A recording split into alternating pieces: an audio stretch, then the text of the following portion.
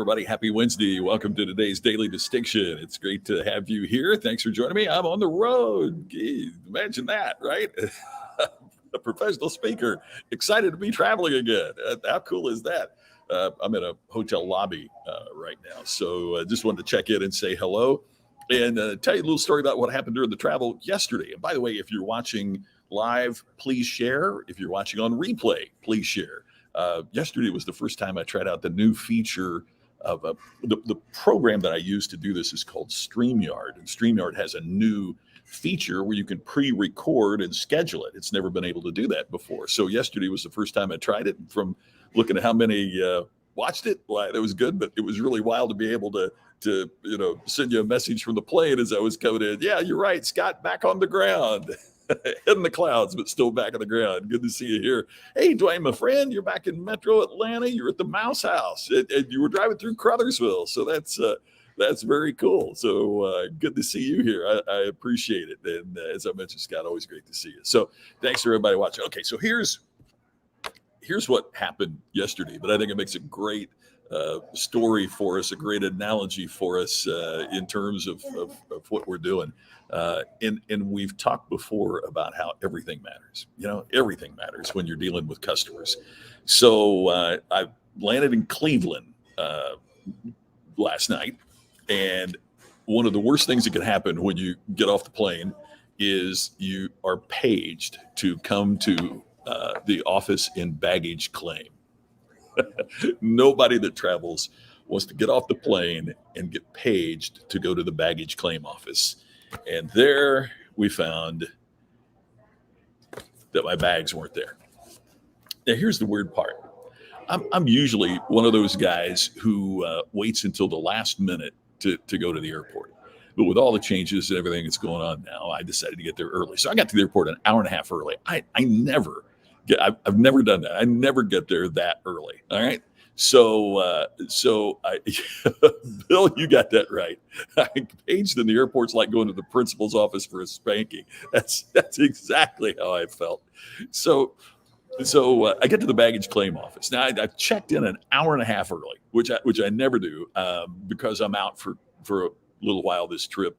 By the way, I need to give a shout out to Tammy's brother, my brother-in-law, Sean, because Sean goes and stays and lives in our house, takes care of our dog and all that when we're on the road. So thank you for that, Sean. But anyway, so check in early, get there, get called to baggage claim. And as you can see, we didn't get your bag.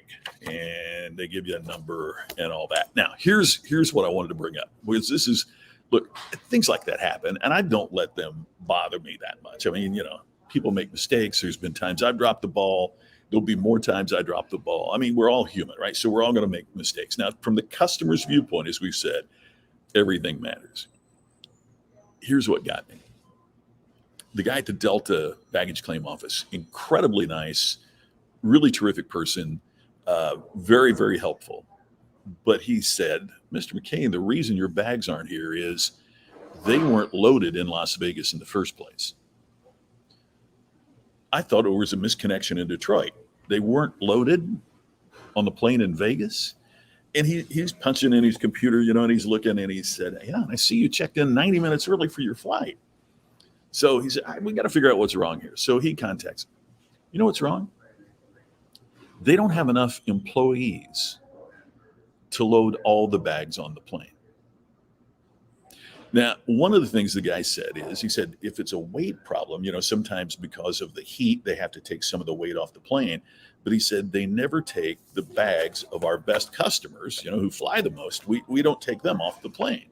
And we try not to take families' luggage off the plane. So the family gets some, but not all. He said, it's a choice about weight.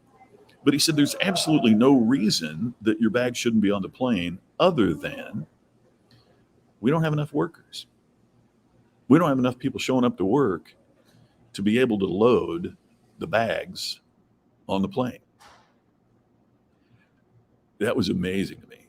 Then he went on to say, when COVID hit, Delta offered, and I'm not picking on Delta, most airlines have done this, they offered great early retirement packages to reduce the workforce.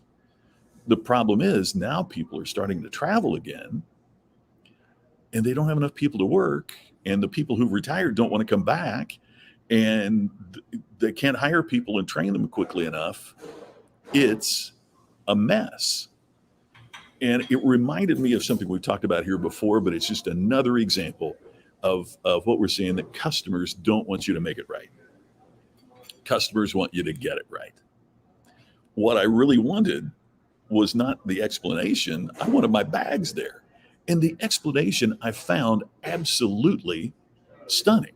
Just absolutely stunning. We can't get enough people to work, and they, it's not like Delta is paying minimum wage. I mean, you're not going to go rich there, but it's just fascinating to me. It's fascinating to me. Scott, you're right. It's a terrible greeting when you arrive at the airport. Curtis is on the road in Kansas. I don't know where Montezuma, Kansas is. I hope you don't get Montezuma's revenge in Kansas. Heard that in Mexico, but not in Kansas.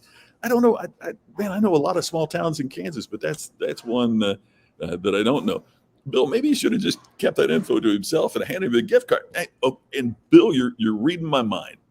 Reading my mind. I'll get to that in a second, because I want to say hi to Ted, who's watching today. And, wearing a blue jacket. Thank you. I appreciate that. It's good to get back out on the road again, I'll tell you. I mentioned earlier that we're all human, so there's sometimes we don't get it right. So what happens if we don't get it right? We need to be proactive. In other words, respond with assistance or a bonus or something. Yes, they delivered my bags to the hotel last night, which, by the way, because the next flight was late, they got to the hotel about 2:30 this morning. I appreciate that they delivered them. I appreciate that they got them here, but I could have done better. As a customer, I would have appreciated some kind of assistance.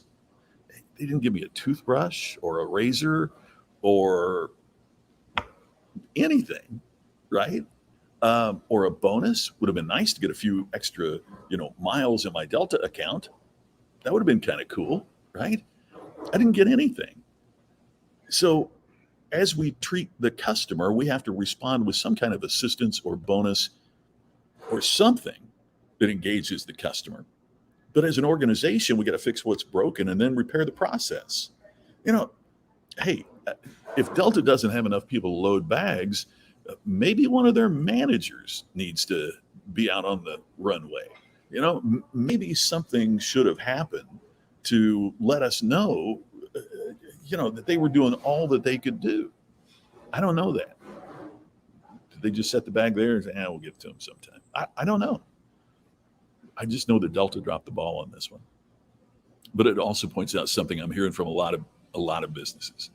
And that is, right now, it's incredibly hard to get people to come to work. You got to make certain that in this tough labor market, if you have employees, that they know that you value them. You may be asking them to do more than they've done before because it's so difficult to get employees today. That doubles the need for you to make certain that they are appreciated. Just now, I was leaving this room and I'm going to another hotel.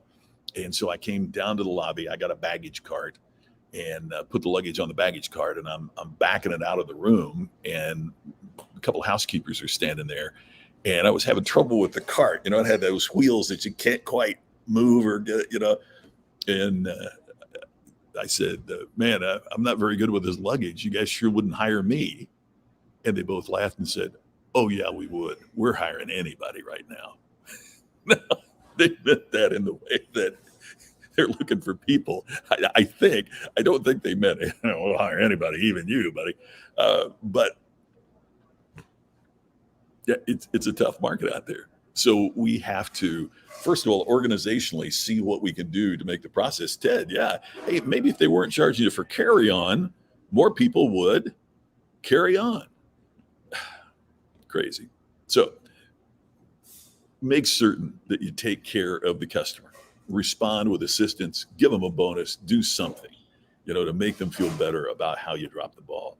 And then secondly, make sure you repair the process, fix what's broken.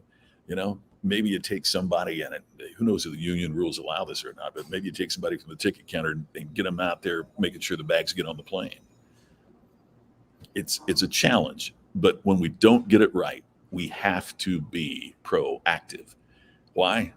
Because as we said, everything matters. Hey, I want to remind you about the Iconic Inner Circle. First month's on me. You can learn how to deliver the ultimate customer experience and what it takes to create personal distinction and create a more compelling story that you can tell your customers. And by the way, that you can tell your employees as well to help engage them more, and so they see the benefit of what they're doing. All that's available for you at the Iconic Inner Circle. So make sure that you check it out. IconicInnerCircle.com. Like I said, there's no risk. First month's on me. Love to have you be a part of that. Join today. All right. Bill says customers that load their own bags fly free. I think you're on to something, Bill. Let me throw my own bag on the plane and let me fly free or cut the ticket price. That sounds good. And ladies and gentlemen, the answer to the question, where is Montezuma, Kansas? It's 30 miles west of Dodge City. Thanks for letting us know that, Curtis. That's fantastic. You know, it's one of those things. Every time I've been driving on I-70 and I see Dodge City, you know, when I was a kid, I'm dating myself, but when I was a kid and Gunsmoke was on the air, you know, and they were in Dodge City. That's where Matt Dillon was, in Dodge City. And I've always thought about getting off there and looking, you know, around Dodge City. But the other thing that strikes me is, as a kid, I thought Dodge City had to be west. I mean, it was a Western, right? It was way out west. And there's something about Dodge City, Kansas that doesn't seem way out west to me, but yet back then it was, right? I mean, it's incredible. So it's cool. Cool to know where Montezuma is. So if you're just joining us, please share this, help us grow our audience. And whether you're watching live or on replay, thank you very much for taking time to look in today. Hopefully, whenever I get back home, they're not going to lose the luggage then.